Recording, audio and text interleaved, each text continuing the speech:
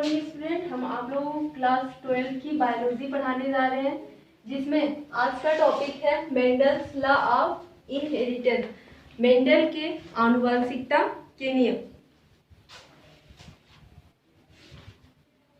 Mendel के आनुवंशिकता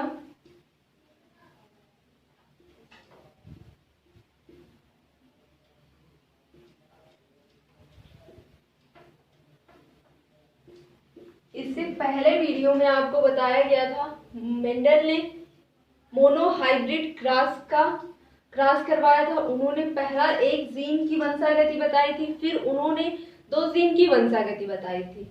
लेकिन हम मोनोहाइब्रिड क्रॉस को पढ़ लिए हमने मोनोहाइब्रिड क्रॉस। इसके बाद आपको पढ़ना है मेंडल के आनुवंशिकता का नियम। एक जीन की वंशागति आपने पढ़ा, 2 जीन की वंशागति पढ़ने से पहले आपको मेंडल का नियम पढ़ना पड़ेगा कि मेंडल ने कौन कौन सा नियम दिया था। मेंडल ने 2 नियम दिया था। पहला था प्रभाविता का नियम।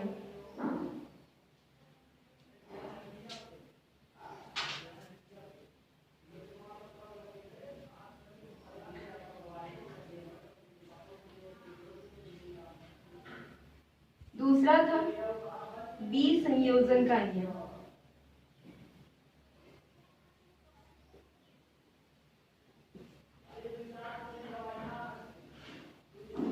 और मेंडल ने जो ये दोनों नियम दिए थे, प्रभाविता का नियम और विसंयोजन का नियम, किसके आधार पर दिया था? मोनोहाइब्रिड एक जीन की वंशागति के आधार पर उन्होंने ये 2 नियम दिए थे। तो एक जीन की वंशागति में आपने पढ़ा, जब लंबे और बौने पौधे का क्रॉस कराया जाता था तो फर्स्ट जनरेशन में, पहली पीढ़ी में सब लंबे पौधे आते थे और दूसरी पीढ़ी में एक लंबा, एक बौना और 2 संकर आते थे। तो इस प्रकार आपने पढ़ा था। तो इसमें पढ़ना है आपको मोनोहाइब्रिड क्रॉस के अंतर्गत, एक जीन वंशागति के अंतर्गत मेंडल के दोनों नियम को पढ़ना है, प्रभाविता का नियम और विसंयोजन का नियम। तो सबसे पहले हम प्रभाविता का नियम पढ़ेंगे कि प्रभाविता का जो नियम है मेंडल ने किसके आधार पर दिया था। मेंडल के इस नियम को 1901 में कार्ल कोरेनसन ने डिस्क्राइब किया था। प्रभाविता के नियम को 1901 में कार्ल लोरेंसन ने इसको डिस्क्राइब किया था। इन्होंने लॉ ऑफ डोमिनेंस दिया था। तो देखते हैं इसमें जो लॉ ऑफ डोमिनेंस है तो किस प्रकार शो करता है। जब पहले मोनोहाइब्रिड में आपने पढ़ा था, एक जीन की वंशागति में जब 2 समयुग्मजी पादपों का एक साथ क्रॉस करवाया जाता है, संकरण कराया जाता है, तो फर्स्ट जनरेशन में, पहली पीढ़ी में जो प्रकट होने वाले लक्षणों को प्रभावी लक्षण कहते हैं, और जो लक्षण नहीं दिखते, शो नहीं होते, उन्हें अप्रभावी लक्षण कहते हैं। जैसे कैपिटल डी, उन्होंने सबसे पहले क्या लिया? शुद्ध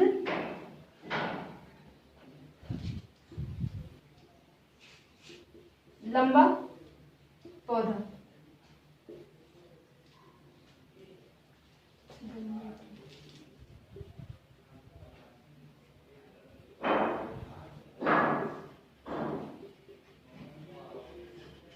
फिर उन्होंने स्मॉल टी शुद्ध बौना पौधा लिया।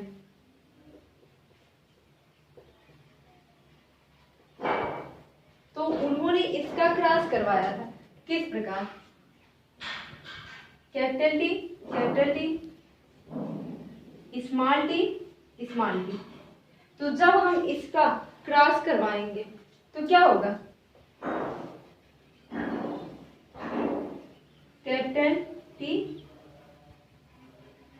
Small T,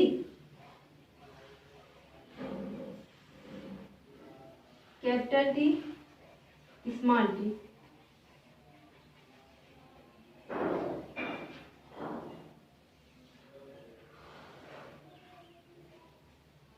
capital T small T. तो ये क्या था फर्स्ट जनरेशन में।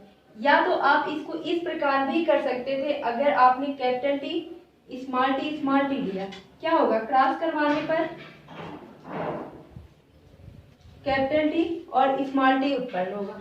या तो आप क्रॉस इस प्रकार से करवाइए, या तो ये कौन सा क्रॉस था, ये मोनोहाइब्रिड था, एक जीन वंशागति में कराया था, और एक जीन की वंशागति में ये क्या था, पहला फर्स्ट जनरेशन आया था।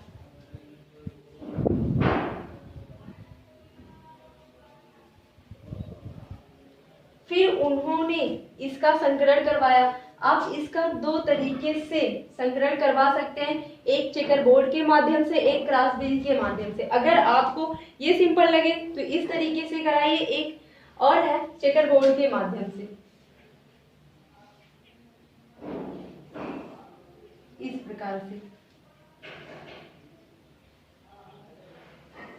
तो जो जनकीय पीढ़ी है capital T small T,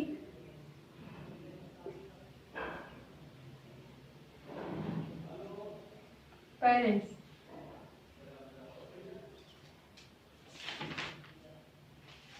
capital T small T, male और फीमेल। तो क्या होगा, कैपिटल टी स्मॉल टी का क्रॉस करवाएंगे, कैपिटल टी स्मॉल टी आएगा, और फिर कैपिटल टी स्मॉल टी का क्रॉस करवाएंगे यहाँ से यहाँ पे कैपिटल टी स्मॉल टी, तो फिर कैपिटल टी स्मॉल टी का क्रॉस करवाएंगे कैपिटल टी स्मॉल टी। तो फर्स्ट जनरेशन में क्या उत्पन्न होंगे, सभी लंबे पौधे। आप चाहे इस माध्यम से कराओ चाहे इस माध्यम से, जो आपको सिंपल लगे आप उसी तरीके से करवा सकते हैं। ये क्रॉस विधि है और ये चेकर बोर्ड माध्यम है, चाहे आप इस बीच से कराओ या इस बीच से। लेकिन जब आप यहाँ पे आप क्रॉस बीच से करवा ले जा रहे हैं, लेकिन जब आप मेंडल का दो जीन वंशागति पढ़ेंगे तो वहां पे आप इस माध्यम से नहीं करवा पाएंगे, बहुत लंबा हो जाएगा। तो आपको ये सीखना पड़ेगा कि चेकर बोर्ड के माध्यम से किस प्रकार हम क्रॉस करवा सकते हैं।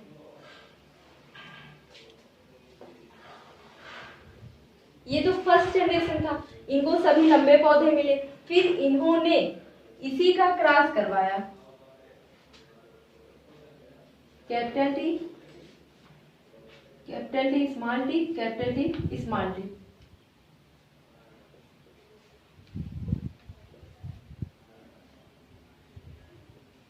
ये क्या है, पेरेंट है,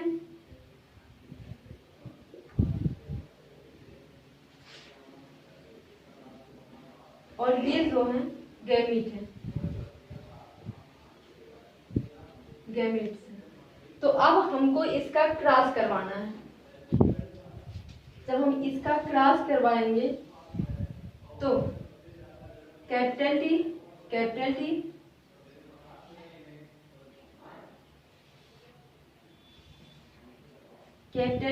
स्मॉल टी, और फिर कैपिटल टी स्मॉल टी आएगा, और फिर इसके बाद स्मॉल टी आएगा। तो ये सेकेंड जनरेशन हुआ, F2 जनरेशन।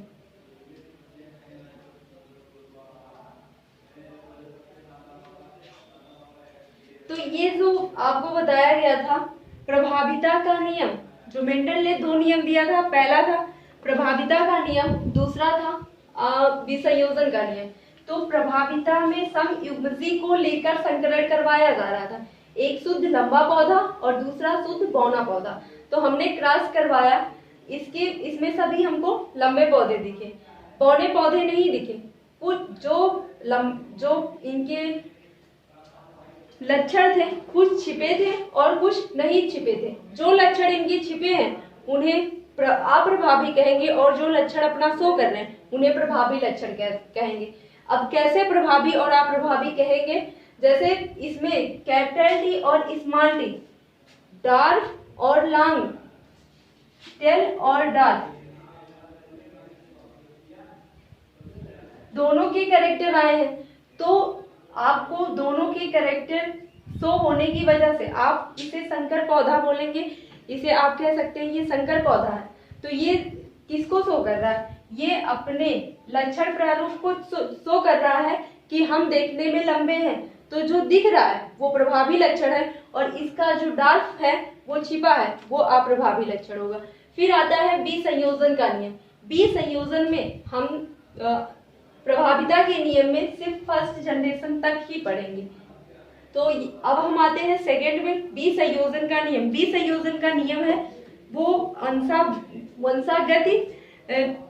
वंशागति लक्षण की विभिन्नताओं के कारक अधिक साथ साथ रहने पर भी अपरिवर्तित होते हैं। जो ये एक साथ रहते हैं लेकिन कुछ समय बाद ही इसमें जो आप बनाते हो गैमीट्स बनता है, गैमीट्स से जो नेक्स्ट प्रोजनी आती है वो अपरिवर्तित दिखाई दे रही। जैसे आपको मिला था संकर, लेकिन संकर से आपने क्रॉस करवाया तो आपको कुछ शुद्ध पौधे मिले, शुद्ध लंबे पौधे,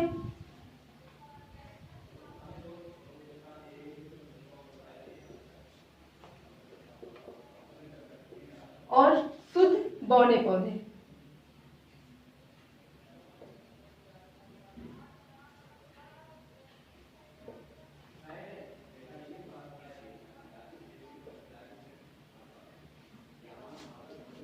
तो यहाँ पे जब आपने संकर से क्रॉस करवाया तो आपको जो विभिन्नता होती है वो अपरिवर्तित साथ साथ रहने के साथ इसमें क्या होता है अपरिवर्तित दिखाई दे रहे हैं। आपको शुद्ध लंबे पौधे मिले और शुद्ध बौने पौधे मिले और दो ऐसे हुए जो आपको क्या मिला, संकर प्रजाति मिली। तो यहाँ पे अगर हम देखें जीनोटाइप रेशियो होगा और फिनोटाइप रेशियो होगा। अगर आप जीनोटाइप रेशियो देखेंगे क्या होगा और फिनोटाइप रेशियो में क्या होगा। अगर लक्षण प्रारूप देखेंगे फिनोटाइप, तो लक्षण प्रारूप में आपको लक्षण प्रारूप में आपको 3 पौधे ऐसे दिखाई देंगे जो लंबे दिखते हैं और एक पौधा आपको बौना दिखाई देगा। ये संकर है लेकिन इसके जैसा दिखाई देंगे, इसके जो जीन कैरेक्टर है वो छिपे हैं लेकिन फिर भी ये लक्षण प्रारूप में लंबा दिख रहा है। तो लक्षण प्रारूप में 3:1 आपको मिलेगा। लेकिन जब जीन प्रारूप आप देखेंगे तो आपको एक लंबा पौधा मिलेगा, एक बौना पौधा मिलेगा और 2 संकर के मिलेंगे। 1:2:1। यही है मेंडल का दूसरा नियम, बी संयोजन का नियम। बी संयोजन में इन्होंने कई टॉपिक दिए जैसे आपूर्ण प्रभाविता का नियम। तो अब आपको पढ़ना है कि जो बी संयोजन में है आपूर्ण प्रभाविता क्या है। अब आपको पढ़ना है आपूर्ण प्रभाविता।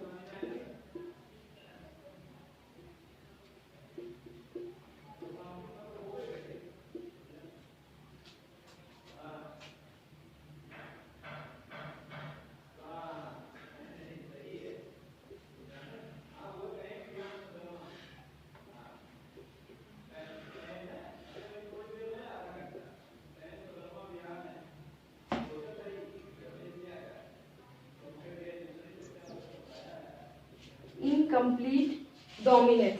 इनकम्प्लीट डोमिनेंस क्या होता है, जब 2 अलग अलग आपूर्ण प्रभाविता का नियम भी कार्ल क्लोरेंस ने दिया था और ये मटर के पौधे पर दिया था। इन्होंने समयुग्मजी पुष्पों का क्रॉस करवाया और क्रॉस करने के बाद इन्होंने आपूर्ण प्रभाविता का नियम दिया था। जैसे कैपिटल आर और स्मॉल आर,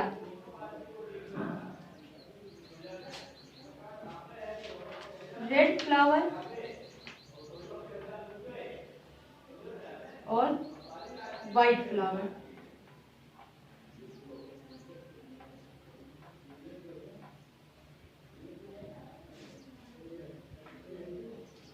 लाल पुष्प और सफेद पुष्प के साथ इन्होंने सेल्फिंग करवाया। सेल्फिंग करवाने के बाद इन्होंने क्या सेल्फिंग करवाया, कैपिटल आर और स्मॉल आर के साथ। तो आपको क्या मिलेगा, कैपिटल आर और स्मॉल आर। इस प्रकार से या तो आप समयुग्मजी हैं कैपिटल आर स्मॉल आर, तो आपको कैपिटल आर स्मॉल आर मिलेगा। हम इसको जोड़े में लिए। तो अब इन्होंने ये कौन सा जनरेशन प्राप्त किया? First generation.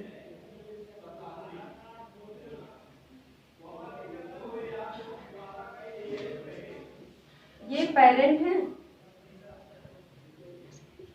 पेरेंट्स, और ये गैमेट्स। या तो आप इसका क्रॉस एक बीच से और करा सकते थे, capital R, small R, small are.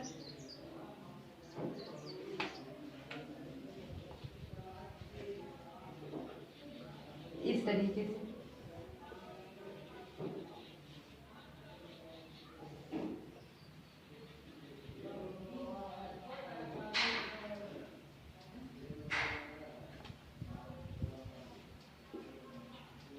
आप चाहे जिस माध्यम में कराइए, आपको जो गैमेट होंगे इसी माध्यम में मिलेंगे। कि जो सभी पौधे होंगे वो कैसे होंगे? मिक्स होंगे, गुलाबी आएंगे। तो ये फर्स्ट जनरेशन था। अब इन्होंने सेकेंड जनरेशन में इनके साथ कराया cross, capital R, small R और कैपिटल आर, स्मॉल आर के साथ क्रॉस करवाया। और जब इन्होंने कैपिटल आर और स्मॉल आर के साथ क्रॉस करवाया तो जो नेक्स्ट प्रोजनी में सेल्फिंग करवाया, तो इस प्रकार भी हो सकता है, capital R, small R, capital R, small R. तो इसका इन्होंने क्रॉस करवाया, capital R, capital are,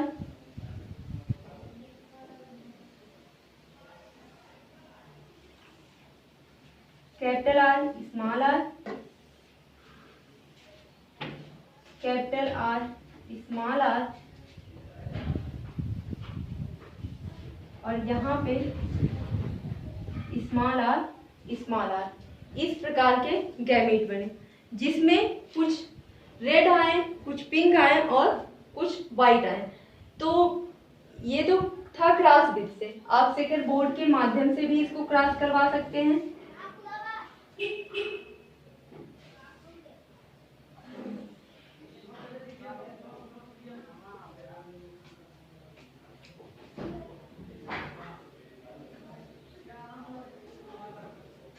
mail और फीमेल।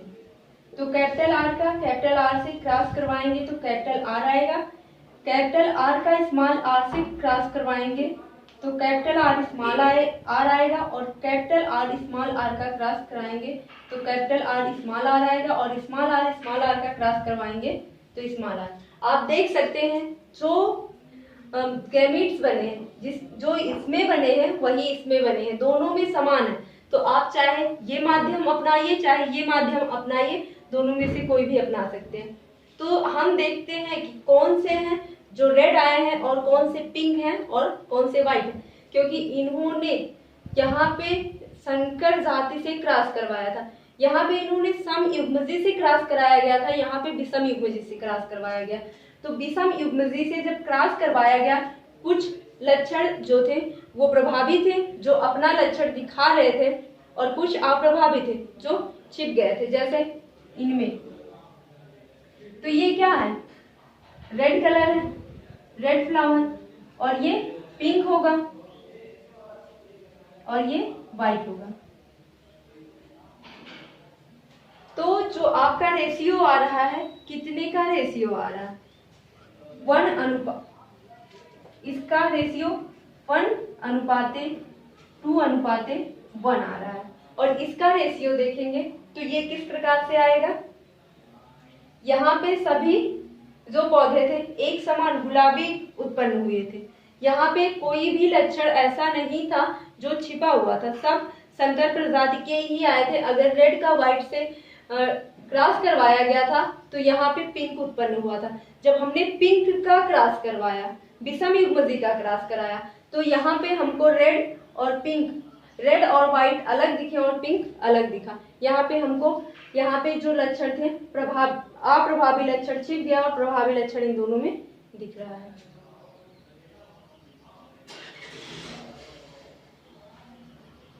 F2।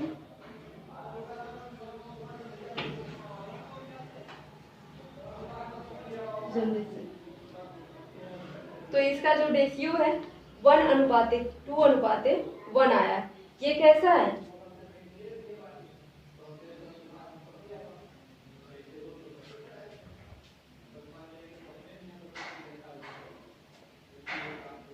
लक्षण प्रारूप है, लक्षण प्रारूप।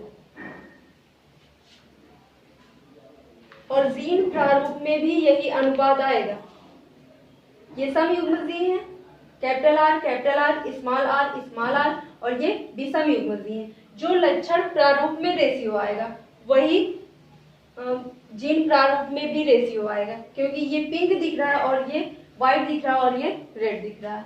इसी प्रकार इसमें भी होगा, ये रेड होगा, ये पिंक होगा, ये पिंक होगा और ये व्हाइट होगा। फिर मेंडल ने अपूर्ण प्रभाविता के बाद इन्होंने सह प्रभाविता का नियम दिया, कोडोमिनेंस।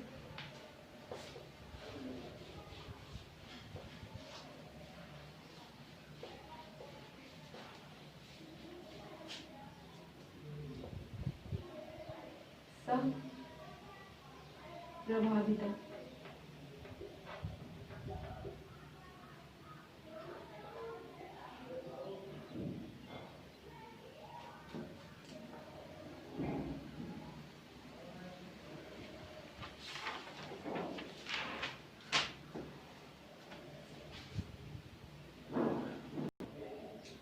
तो कोडोमिनेंस सह प्रभाविता आप लोगों को नेक्स्ट वीडियो में बताया जाएगा। बस आज के लिए इतना ही।